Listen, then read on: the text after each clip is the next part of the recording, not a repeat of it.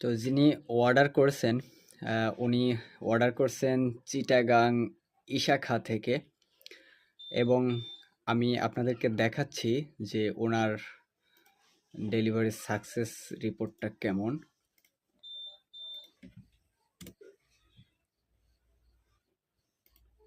দেখেন আমি এখন আপনাদেরকে সেটা দেখাচ্ছি, সরাসরি দেখাচ্ছি।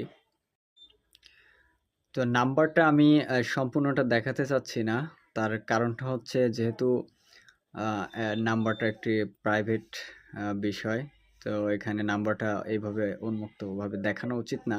তো এই জন্য আমি নাম্বারটা একটু ঢেকে রাখছি এবং দেখাচ্ছি। তো দেখেন ওনার এই পর্যন্ত ডেলিভারি হয়েছে 60টা পার্সেল শুধু স্ট্রিট ফাস্টে উনি রিসিভ করছেন, আর ওনার ক্যান্সেল হয়েছে মাত্র একটা।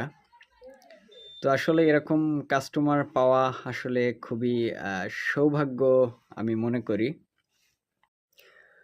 আর এইটা শেয়ার করার আমার যে মেইন উদ্দেশ্য সেটা হলো শুধু কাস্টমারের ডেলিভারি সাকসেস রিপোর্ট দেখলে হবে না। এটা আসলে যিনি অর্ডার করছেন উনি যাতে সঠিক প্রোডাক্টটাই পায় সেদিকে যারা উদ্যোক্তা আছে, যারা অনলাইনের সেলার আছেন, তাদেরকে এই বিষয়টা খেয়াল রাখতে হবে।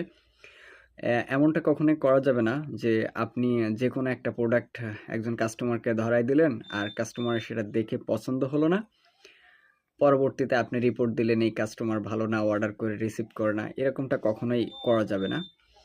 একজন গ্রাহক যখন অর্ডার করে সে অবশ্যই প্রোডাক্টটি নেওয়ার জন্য অর্ডার করে, কিন্তু আপনি যদি তার চাহিদা অনুযায়ী সেই প্রোডাক্টটা না দিতে পারেন তাহলে কেন সে রিসিভ করবে?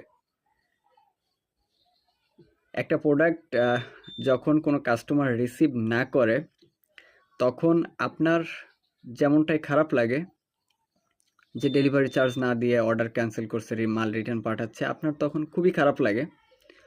তো আপনাকেও এই বিষয়টা খেয়াল রাখতে হবে, যিনি আপনার কাছে অর্ডারটা করতেছেন ওনারও কিন্তু একটা এক্সপেকটেশন থাকে যে উনি ভালো প্রোডাক্টটাই ওনার একটা এক্সপেকটেশন থাকে। তো যখন উনি সেই কাঙ্ক্ষিত প্রোডাক্টটি না পাবে তখন কেন উনি সেই প্রোডাক্টটি রিসিভ করবে বলেন? তো এই জন্য সবাইকে খেয়াল রাখতে হবে, যে প্রোডাক্ট নিয়েই আপনি অনলাইনে বিজনেস করেন না কেন আপনাকে সঠিক প্রোডাক্টটাই কাস্টমারকে দিতে হবে, কাস্টমারের চাহিদা অনুযায়ী দিতে হবে, কাস্টমার কী চাচ্ছে এটা আপনাকে বুঝতে হবে। আর কাস্টমার যখন অর্ডার করবে, অর্ডার করার পরে অবশ্যই কাস্টমারের সাথে ফোনে কথা